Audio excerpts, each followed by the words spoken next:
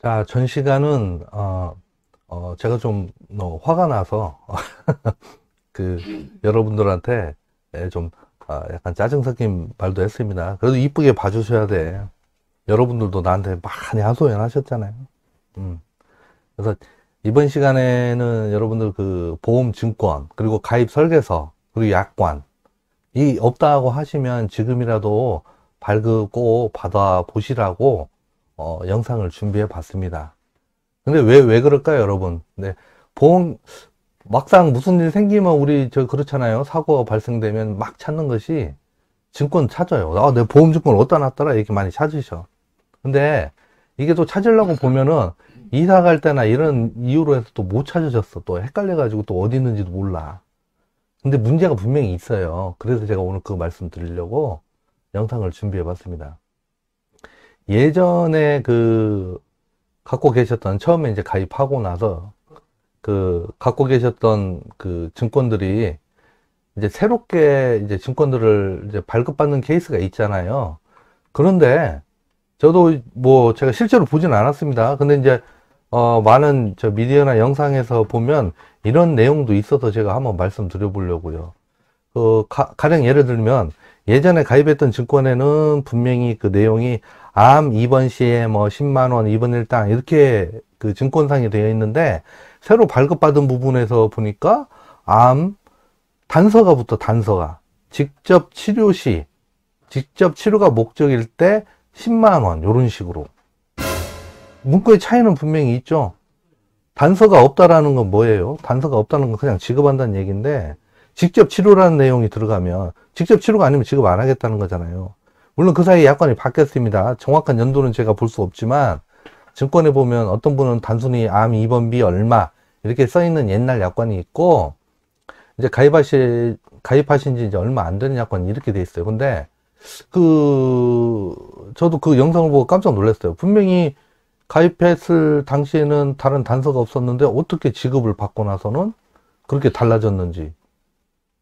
보험사에서 증권을 발급했을 때 뭐 이런저런 이유로 인해서 상품이 뭐 개정돼서 어쩌고 저쩌고 그런 건 안 통하고 그분이 다행히 옛날에 갖고 계셨던 증권이 있으셨나 봐. 이제 영상을 보고 말씀드리는 거예요. 제가 눈으로 안 봤어요.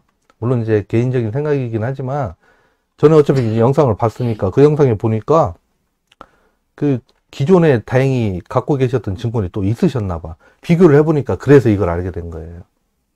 그 영상이 사실인지 아닌지는 모르겠지만 저도 발급을 안 받아봤어요. 근데 그럴 수도 있겠다는 생각이 들더라고요. 그래서 보험 증권 꼭 기존에 갖고 계신 건 기왕이면 이렇게 코팅 처리까지 하세요. 코팅. 예, 할 수 있으면 그게 낫겠어. 그리고 이제 가입 설계서 있잖아요. 여러분들 보험 가입하기 전에 그 가입 설계서를 보통 설계사 만나서 설명을 들으시잖아요. 밑줄도 치고 하잖아요. 근데 뭐 상품 중에 이제 예를 하나 들어볼게요. 예를 들어보면 옛날에 물론 이제 종신보험은 여러분들 알겠지만 그 환급률 갖고 저기 설명을 많이들 하셨을 거예요. 설계사분들이. 그쵸? 판매하신 분들도 있으실 거예요. 근데 그 판매하신 그 종신 상품에 보면 물론 저축이 아닙니다. 종신은 사망 시 얼마 주는 사망 보장성 보험이긴 한데 환급률 갖고 설명할 때 보통은 대다수가 설계사분들이 뭐다 그러진 않았겠지만 이 최저 보증에 대한 얘기는 언급이 없었고 공시 이율이나 혹은 이제 확정 지급되어 있는 상품들도 간혹 있었어요. 그래서 그걸로 해가지고 설명을 하는 케이스가 있었어요. 근데 가장 중요한 건 확정 지급하고 최저 보증이라는 이율이 있어요. 그거는 이제 믿으셔도 되죠. 그래서 가입 설계서 안에 보면은 환급률 표시가 되어 있는 게 있었어요. 근데 그거 잊어버렸다.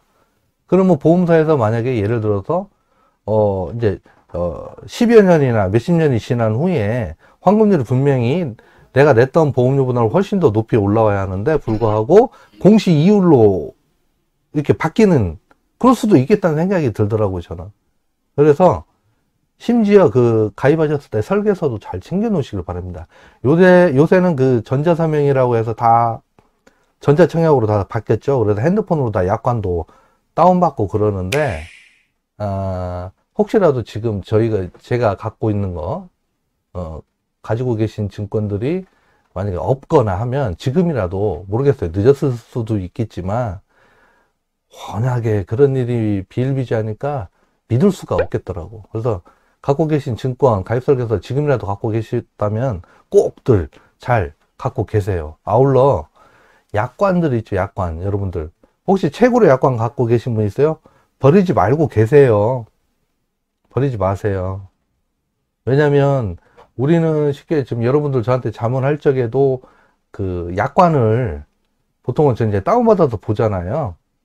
상품 판매 중인 그 상품하고 판매 중진 상품, 이것도 다 다운받아서 회사에 들어가서 하잖아요. 근데 이것도 글쎄요, 저는 제 개인적인 의견입니다. 믿지는 못하겠습니다. 그래서 기왕이라고 하면 약관은 갖고 계시고, 그래도 다운받은 거 보는 게 좀 더 편하긴 한데, 검색해서 그래서 만에 하나 모르니까 예전에 갖고 계셨던 보험, 증권, 가입 설계서, 약관은 꼼꼼히 잘 챙겨서 잘 갖고 있는 게 좋을 것 같습니다.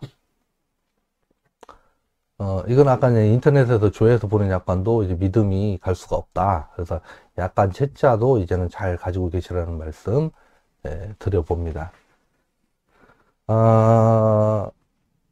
제가 참 저도 보험 업무를 하고 있고 여러 가지 일을 하고 있지만 보상 관련돼도 말씀드리지만 자문이 들어왔을 때 설명할 수 있는 것들이 보통 약관이나 이런 거예요. 근데 보통은 다들 안 가지고 계셔요. 가입 설계서도 그렇고. 그나마 갖고 계신 게 증권인데 증권마저도 여러분들 없는 경우가 허다하더라고요. 그래서 혹시라도 지금 찾아보셔요.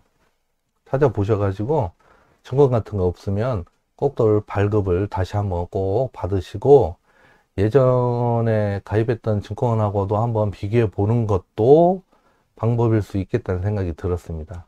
그래서 오늘은 보험, 증권, 가입 설계서, 약관 이런 거 잘 갖고 계시고, 그리고 아울러 한마디를 더 붙여볼까요? 제가 지금은 아시겠지만 제가 하는 일이 이제 보험 일이긴 하지만 저도 컨설팅을 또 하기도 해요. 아울러 또 이런 것도 있어요. 그 중에 저 보험 혹시 이게 잘 되었는지 한번 봐달라고 하시는 분들이 있어요. 제 앞전에도 이 내용이 있지만 저는 이런 업무를 통해 가지고 가입을 유도하거나 물론 저한테 저 보험 가입하면 저도 돈 벌고 좋죠. 그런데 그걸 유도하기 위한 목적이 아닙니다. 정확히 알고 계세요. 그래서 컨설팅이 제가 시간의 여력이 된다고 하면 보험 자문도 하지만 한번 봐 드릴게요. 봐 드려서, 왜냐면 우리 지금 여러분들 그 백내장도 알겠지만 이제 가입하고 나서 문제가 생겼잖아요. 그 이후에 몸이 아파버리면 보험 가입 자체가 안 돼 버려요. 부담부가 있거나. 그렇기 때문에 전문 설계사, 제가 늘 말씀드리지만 기준을 보험 설계는 이 고객들로 하여금 기준을 세워줄 수 있는 설계사를 꼭 만나시라고 말씀드렸잖아요. 컨설팅은 본인들이 하시는 겁니다. 아니면 제가 그 보험 가입 시 때 이게 기준을 세우라고 하면서 1편, 2편, 3편 만들어 놓은 게 있어요. 보험 상식에 업로드 영상이 있거든요. 그거 보시고 본인 증권 보셔도 도움이 되실 겁니다. 그렇게 하셔도 되고, 혹시라도 도움 필요하시면 따로 메일로 해서 문의 주시면 제가 한번 시간이 나는 대로 봐드리긴 할게요. 네, 그렇게 한번 안내 말씀 한번 드려보고, 꼭 잊지 마시고 꼭 집에 있는 거 꼼꼼히 잘 찾아보시기 바랍니다. 그래서 오늘 말씀은 여기까지 마치고 다음에는 좀 더 퀄리티 있는 영상 가지고 찾아뵙도록 하겠습니다.